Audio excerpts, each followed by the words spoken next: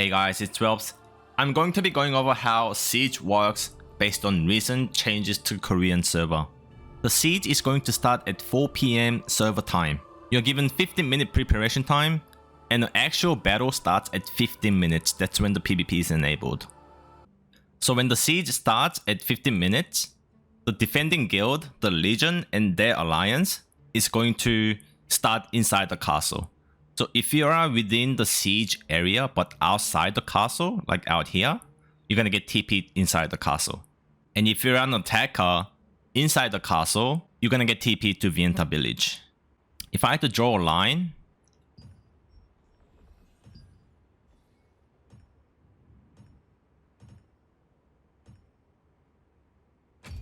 roughly you need to be above this line to not get TP to Vienta village. So you can basically start next to siege ruins. Once the battle starts, everyone in your alliance is going to be green and everybody else is going to be red. You can also tell someone's a guild leader because their name is going to be called guild leader. And you can also tell if someone's an advisor or guardian by looking at the marker next to their name. There are 4 siege ruins that attackers can use to help them break into the castle. It's gonna take 5 seconds to capture the point, and the flag can only be interacted by the guild leader, advisors, and guardians. And the channeling can be only interrupted by CC. And if your guild captures the point, your guild and the alliance are able to interact with the golem and control the golem. And same for the golem, it can only be interacted by the leader, advisors, and guardians. You're also gonna need these golem slates for each golem to be able to interact and control the golem. You can buy these inside your guild base from guild supplies merchant, and this NPC can only be accessed by guild leaders and advisors. The Legion and the Alliance can also capture these points, but cannot control the golem. Siege Ruin 4 can summon Jump Attacker. Jump Attacker specializes in killing players, and as the name suggests, they can jump on top of the walls, roof, so they can get inside the castle and kill players also. Jump Attacker will be available immediately after the siege starts, and the duration for the golem is 6 minutes and 5-minute cooldown. So another one will spawn in 5 minutes for you to control. Siege Ruin 3 is going to summon Stone Crusher. Stone Crusher specializes in destroying the outer castle walls. So you can break this middle wall here at 2 gates, and you can also break these side walls. Stone Crusher will be available 5 minutes after the siege. It's going to have 5-minute duration and 5-minute cooldown, and you cannot go inside the castle. Siege Ruin 2 summons Gate Hammer. Gate Hammer does range attacks to damage the walls and gates, and it can go inside the castle, which means you need the Gate Hammer to break the inner gate. Gate Hammer will be available 10 minutes after the siege starts. It's going to have 6-minute duration and 5-minute cooldown. Siege Ruin 2 also summons Battle Carrier. Battle Carrier is a moving platform that players can get on top. They get close to these walls and players can jump from the golem to these walls and take control of the top walls here. Battle Carrier is available immediately after the siege starts. It's going to have 5-minute duration with 5-minute cooldown, and this one cannot go inside the castle. Siege Ruin 1 is just used for resurrection points. Inside the castle, there are 3 resurrection points you can capture. 1, 2, 3, and 5 pillage points you can capture. 1, 2, 3, 4, 5. And you just need any guild from your alliance to capture the res points, and the whole alliance can use the res points. You can open the map and click on the res point to TP to the res point.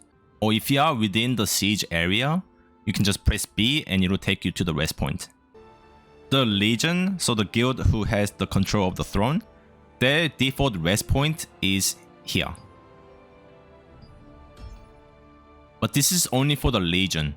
But that is also a default return location for your alliance. So if you're in an alliance of the Legion and doesn't have any res points or any of the siege ruins, you're gonna res in the default res position, which is the Titan Reach Ruins waypoint. But your default return location is here So once you res here, you press B and you immediately return here.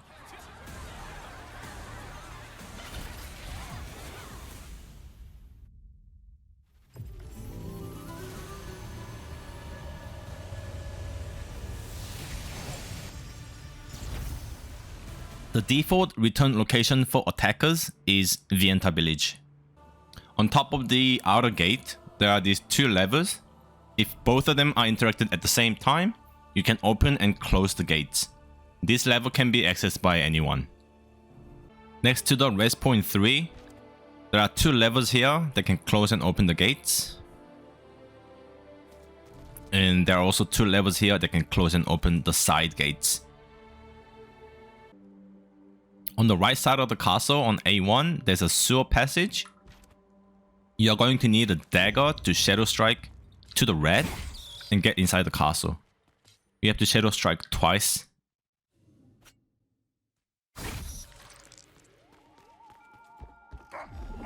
There is another passage inside the castle that you can bypass the inner gate.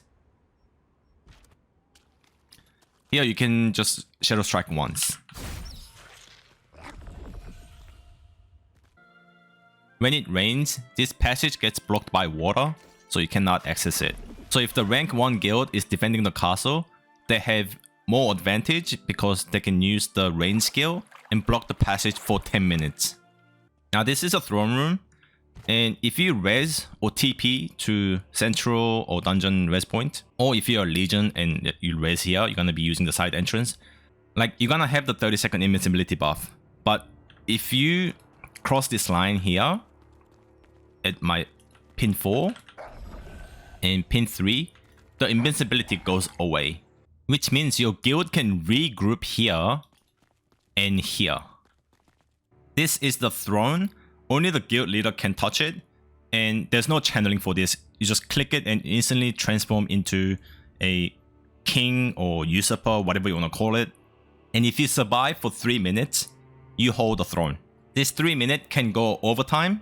So you can click the throne 1 second before the siege ends and survive for 3 minutes, you'll be winning the castle.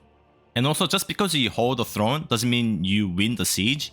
You need to be holding throne when the siege ends. So if you take over the throne and there's still 50 minutes remaining for the siege, now it's your turn to defend for the next 15 minutes. Once someone becomes Usurper, you can tell by the crown on top of their nameplate. It'll also say the guild leader. And that guild's nameplate will change. It'll say captured guild, and also the nameplate color will change to light green. I don't know why they chose green. It was very confusing. I hope they change it. Also, around the Usurper, you'll see this circle range indicator. If a friendly player is within this circle, I think this counts your alliance guild as well. The Usurper gets stacked. You can see next to the crown 25. Each stack represents 1% damage reduction. So more people, more friendly player next to the Usurper, they will take less damage. I think I've seen it go up to like 90 before. There is another way to reset the Usurper timer. That is to leave the throne room. And they can be CC'd, which means it's possible for you to pull and push them out of the room, this line here. And they'll lose the transformation, timer will reset.